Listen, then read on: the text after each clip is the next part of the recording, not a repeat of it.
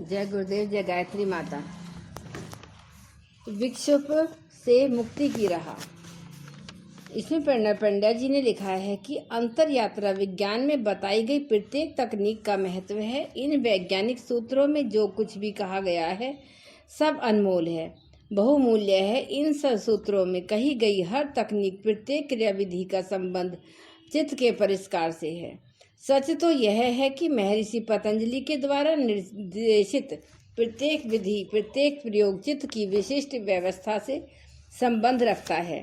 साथ ही यह चित्त की वर्तमान अवस्था एवं वर्तमान व्यवस्था से चित्त की अपेक्षाकृत अधिक उन्नत व्यवस्था व अवस्था के लिए प्रवेश द्वार है। साधना की निचली कक्षा से आगामी उच्च कक्षा में उन्नति है। जो कुछ ज़्यादा प्रकाशपूर्ण व ज़्यादा उच्च है, जो साधक सत्यान्वेषी या जिज्ञासु इस मर्म को समझते हैं, उनके लिए ऋषि पतंजलि एवं उनके सूत्रों को समझना अधिक आसान हो जाता है। जो इस सत्य की अनदेखी करते हैं वे यूं ही अटकते भटकते रहते हैं। उनके द्वारा उन सूत्रों के सत्य मर्म एवं निहितार्थ की खोज असंभव हो जाती है। अनुभवी जनों की यही राय है कि योग ऋषि पतंजलि द्वारा कही गई हर तकनीक अपने स्वरूप प्रभाव एवं उनके विधि व्यवस्था से क्रमिक रूप से जुड़ी हुई है। जैसे कि प्राणायाम का संबंध एक ओर आसन से है तो दूसरी ओर प्रत्याहार से है। जो व्यक्ति शरीर से स्थिर व दृढ़ नहीं है वह प्राणायाम की गहनता का स्पर्श नहीं कर सकता। जिसने प्राणायाम की प्रक्रिया के द्वारा नाड़ियों के मलों का साधन नहीं किया, शोधन नहीं किया, चित्त के आवरण को क्षीण नहीं किया, वह प्रत्याहार के योग्य नहीं बन सकता।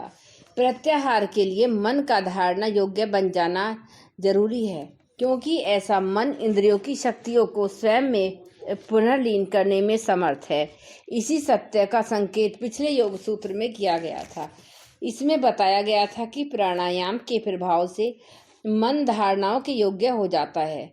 मन धारणा योग्य बन सके यह काम आसान नहीं। ऊपरी तल पर विचारों की अनगिनत लहरों से मन चंचल होता रहता है। थोड़ा गहरे में यादों व आग्रहों के ढेर लगे रहते हैं। इससे भी कहीं गहराई में संस्कारों व कर्म राशि की परत है। ये सभी चित्त में आवरण बने छाए हुए हैं। इनमें से बहुत सी चीजें प्रकृति में एक दूसरे से समान भी हैं, विरोधी भी। ऐसे में जब भी किसी उपयुक्त एवं औचित्यपूर्ण विचार, भावना या छवि को धारण करने की कोशिश की जाती है तो इन सब में यदि एक हिस्सा उसका समर्थन करता है तो अनेक हिस्से उसके विरोधी हो जाते हैं। ऐसी स्थिति में विचार, भावना या छवि की धारणा का मन में टिक पाना कठिन और प्राय असंभव हो जाता है। प्राणायाम की प्रक्रिया से उत्पन्न हुई परिष्कृत स्थिति में ये अवरोध बहुत ही न्यून हो जाता है। यहाँ तक कि चित्त इंद्रियों की शक्तियों को पुनः वापस बुलाने की सामर्थ्य पा लेता है। इसी की चर्चा महर्षि ने अपने अगले सूत्र में की है। प्रत्याहार का मतलब इंद्रियों की शक्तियों का स्रोत में वापस लौट आना, मन की उस क्षमता का पुनर्स्थापना है जिससे बाह्य विषय जनित विक्षेपों से मुक्त हो इंद्रियां वश में हो जाती हैं। महर्षि के इस सूत्र में योग साधनों में आने वाली बाधाओं, उत्पन्न होने वाले विक्षेपों का समाधान है। जब तक कि गहरी विक्षेपों से पीछा नहीं छूटता, न तो अंतर यात्रा संभव है और न अंतर चेतना के गर्भ में प्रवेश। यह कुछ ऐसी बात हुई कि जैसे कि कोई ध्यान कर रहा है लेकिन उसका टेलीफोन भी उसी कक्ष में है। अब टेलीफोन तो बार बार बजेगा, तो ऐसी स्थिति में ध्यान करने के लिए वहां से टेलीफोन हटाना होगा। यह तो बस एक उदाहरण है। हमारे अपने आसपास ऐसी कितनी ही लाखों चीजें चल रही हैं। जब भी हम साधना करने की कोशिश करते हैं, मन का हिस्सा एक काम करने को सलाह देता है तो दूसरा हिस्सा उसी समय किसी दूसरे काम की जरूरी बात बताने लगता है। मन का यह भटकाव तभी रुकना संभव है जब मन का उन संस्कारों, विचारों एवं यादों से पीछा छूटे। तो इंद्रियों के विभिन्न विषयों में रस ले रहे हैं। यह रस शक्ति किसी प्रज्ञा या संकल्प से नहीं हो जाती, यह तो बस मन के परिष्कृत होने पर जाती है। यह तो जाती है मन में भगवान के प्रति प्रेम एवं भक्ति उत्पन्न होने से। ऐसा न हो सका तो बचपन हो या जवानी अथवा बुढ़ापा, बात एक ही बनी रहती है।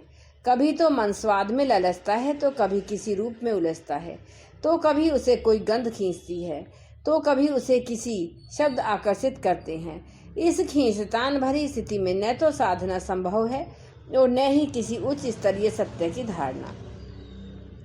यह तो तभी संभव है जब इन विक्षेपों से पीछा छूटे। इसके लिए मन को प्रत्याहार की क्षमता पानी होगी।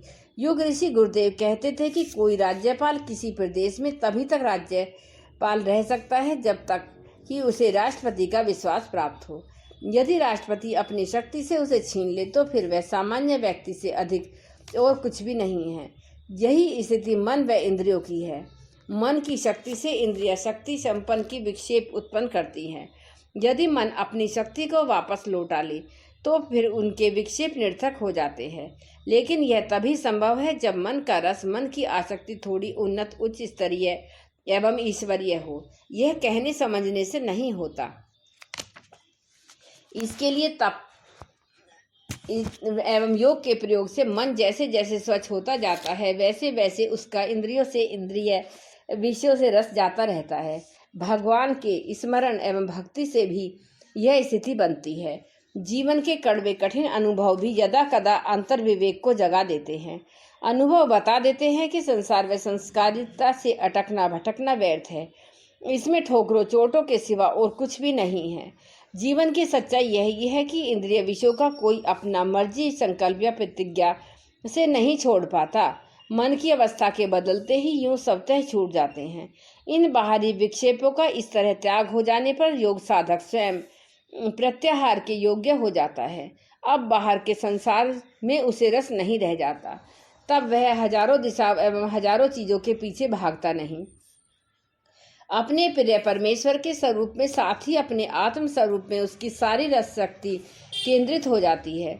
स्वयं में लय होने की आकांक्षा अन्य सारी आकांक्षाओं का स्थान ले लेती है।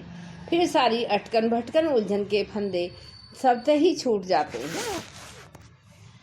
इंद्रियों पर पूर्ण नियंत्रण की दशा। अंतर यात्रा विज्ञान के प्रयोग चेतना के अंतर प्रवाह की दिशा परिवर्तित करते हैं। सामान्य क्रम में जीवन चेतना का जो प्रवाह इंद्रियों द्वारा से बहकर जीवन शक्ति का क्षय करता है, उसकी दशा और दशा योग के प्रयोग करने वाले साधक में परिवर्तित होने लगती है। वर्ण पंडा जी कहते हैं कि इंद्रियां दो ही कारणों से उत्तेजित, उद्धरित व विक्षुब्ध होती हैं।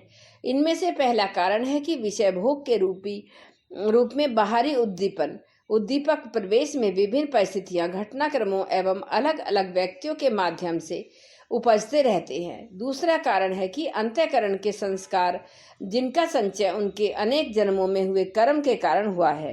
वर्तमान जीवन एवं जन्म में यह प्रक्रिया अनवरत जारी है। अभी भी विभिन्न यादों व आदतों के रूप में हम इन्हीं का संचय कर रहे हैं। इंद्रियों के जो भोग वर्तमान अथवा अतीत के किसी जीवन में भोगे गए हैं, उनकी यादें और संस्कार बार बार हमारी विचारधारा व भावना में अनेक लहरें पैदा करते रहते हैं। ये लहरें उनके गुण प्रकृति के अनुरूप हमारे मन में इच्छाओं को जन्म देती है। ये लहरें जितनी बलवती हैं, उसी के अनुसार हमारी इच्छाओं का वेग तीव्र होता है।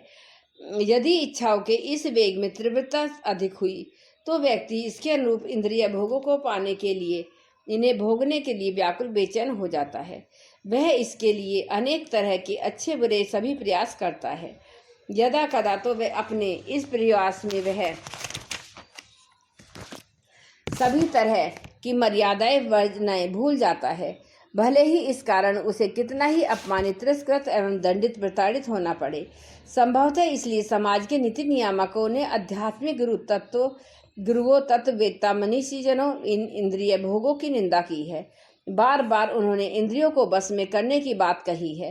विश्व की प्राय सभी संस्कृतियों ने, दुनिया के हर कोने में बसे मानव जीवन समाज के सभी समूहों ने उसी उद्देश्य को लेकर अनेक नियमों विधानों की रचना की है। प्राय सभी धर्मों के द्वारा रचित शास्त्रों की स्थिति भी यही है। धर्म कोई भी हो, पर इनके सभी शास्त्र अलग अलग तरीके से इंद्रियों को वश में करने का आदेश देते हैं। लेकिन नियम विधान हो अथवा उपदेशों की भरमार, पर स्थिति जस की तस है। सामान्य जनों की तो कौन कहे। इन सामाजिक नियमों को रचने वाले, धर्म उपदेश देने वालों में से अनगिन लोग स्वयं इंद्रियों की लपेट चपेट में अपने प्राण शक्ति व जीवन संजीवनी को लुटाते रहे, क्योंकि इंद्रियों की व्यस्तता नियमों तथा उपदेशों से नहीं है, बल्कि प्रत्याहार की क्षमता से होती है। विगत सूत्र में इसी सत्य की चर्चा की गई थी। इसी प्रकरण में योग ऋषि पतंजलि ने महर्षि के प्रत्याहार के प्रयोग से इंद्रियों में विचरण करने वाली मानसिक शक्तियां पुनः अपने स्रोत की ओर वापस लौट जाती हैं। यह स्थिति सिद्ध होने पर बाहरी विषय जनित विक्षेपों से इंद्रियां मुक्त हो जाती हैं। फिर जीवन चेतना का अंतरः प्रवाह इंद्रिय द्वारा से बहकर व्यर्थ में नष्ट हो जाता है। जीवन संजीवनी का क्षण प्राण शक्ति के क्षय की समस्या का भी स्वाभाविक समाधान हो जाता है। लेकिन यह सब होता है तभी जब योगी प्रत्याहार में प्रवीण हो जाए। सामाजिक नियम विधान और धार्मिक उपदेश इसे कर पाने में सदैव विफल रहते हैं। प्रत्याहार की इस चमत्कारी परिणाम व परिणति की चर्चा महर्षि पतंजलि ने अपने योग सूत्र में की है। फिर समस्त इंद्रियों पर पूरा वश हो जाता है। महर्षि पतंजलि का यह सूत्र उनके द्वारा विरचित योग दर्शन के द्वितीय पाद साधन पाद्य का अंतिम सूत्र है। इस पाद्य में उन्होंने अनेकों प्रयोग अनेकों साधनाओं की चर्चा करने के बाद अंत में इस सूत्र को प्रकट किया है। कुछ इस तरह से जैसे कि यह सूत्र साधन पाद के प्रयोगों का अंतिम निष्कर्ष हो। उनके अनुसार यह अंतिम निष्कर्ष है, इंद्रियों का पूर्ण वशता है। इस सूत्र में इंद्रियों के साथ जोड़ा गया विशेषण परमावस्था बड़ा ही महत्वपूर्ण है। थोड़े बहुत रूप में, आधे अधूरे रूप में तो इंद्रियों पर नियंत्रण किया जाता रहता है।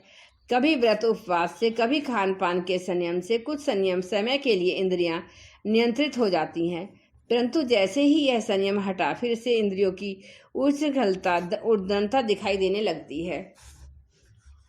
योग ऋषि परम पूज्य गुरुदेव अपने आध्यात्मिक वार्ताओं में कहते थे, व्रत उपवास करने वाले साधकों को बीच बीच में ऐसा लगता है कि जैसा कि उन्होंने इंद्रियों को वश में कर लिया है, परंतु यह होता है कि उनका निराभ्रम है। इंद्रियों से बाहरी विषयों का छूट जाना इंद्रियों का वशीभूत होना नहीं है। इंद्रियां तो सब तब वशीभूत हो पाती हैं जब अंतःकरण से चित्त भूमि से भोग के संस्कार मिट जाएं, चित्त शुद्ध स्वच्छ व परिष्कृत हो जाए। जब तक अंतःकरण का चित्त भूमि का परिमार्जन नहीं हो जाता तब तक इंद्रियों को वश में करने का प्रयास निष्फल होते रहते हैं। इनके द्वारा इंद्रियों को वश में करने का केवल बार बार भ्रम होता रहता है। इस प्रसंग में उन्होंने बताया कि अखंड ज्योति संस्थान में उनके पास मध्य प्रदेश प्रांत का एक युवक आया। वह युवक उच्च शिक्षित था, अच्छे पद पर सरकारी नौकरी करते हुए वह कई वर्षों से चंद्रायण व्रत पूर्वक गायत्री साधना कर रहा था। उस युवक ने गुरुदेव से निवेदन किया कि मैं संन्यास लेना चाहता हूँ। उत्तर में गुरुदेव ने कहा, तुम्हारे लिए अभी इसका समय नहीं है। इस पर उन्होंने कहा, गुरुदेव मैंने अपनी इंद्रियों को वश में कर लिया है, अब संसार का मेरे लिए कोई अर्थ नहीं है। इस पर गुरुदेव मुस्कुराए और बोले, बेटा तुम्हारे विचार से संसार गया है पर संस्कार से नहीं। लेकिन उसने गुरुदेव की बात पर विशेष ध्यान नहीं दिया और अपनी बात पर अड़ा रहा। उसके इस बालहट पर गुरुदेव हंसने लगे और बोले, तब ठीक है, परंतु मेरी भी सुन लो। तुम आज से ठीक 5 वर्ष बाद मेरे पास फिर से आओगे, लेकिन अब तुम्हारे साथ तुम्हारी पत्नी और 1 वर्ष का पुत्र भी होगा। इस पर उसने बलपूर्वक कहा, यह किसी भी तरह से संभव नहीं है। इस घटना की चर्चा करते हुए गुरुदेव ने बताया कि वह युवक चला गया। समय भी बीतता गया। कुछ वर्षों बाद वह युवक फिर से उनसे मिलने आया। इस बार सचमुच ही उसकी पत्नी और 1 वर्षीय पुत्र भी था। उसने गुरुदेव के चरण पकड़ लिए और क्षमा मांगी। इस पर गुरुदेव ने कहा, बेटा संसार को संस्कार से मिटाना पड़ता है। यह कठिन तप और गुरु कृपा से संभव है। जब संसार संस्कार से मिट जाता है तभी सही अर्थों में प्रत्याहार सिद्ध होता है। चित्त भूमि से विषय भोग के संस्कार मिट जाने पर मन की शक्ति जो इंद्रियों में विचरण करती है पुनः मन में वापस हो जाती है। जब संस्कार में ही विषयों की लालसा नहीं रहती तब बाहर का कोई इंद्रिय सुख मन को इंद्रियों को आकर्षित नहीं कर पाता। ऐसी स्थिति में इंद्रियों का पूर्ण वशीकरण परम वश्यता सिद्ध हो जाती है। ऐसा न हो सकने तो से तो केवल इंद्रियों के वश में करने का बस भ्रम होता रहता है। जय गुरुदेव, जय गायत्री माता, जय प्रेरणा पंड्या जी। आज अंतर जगत की यात्रा का ज्ञान विज्ञान भाग 2 समाप्त हो गया है।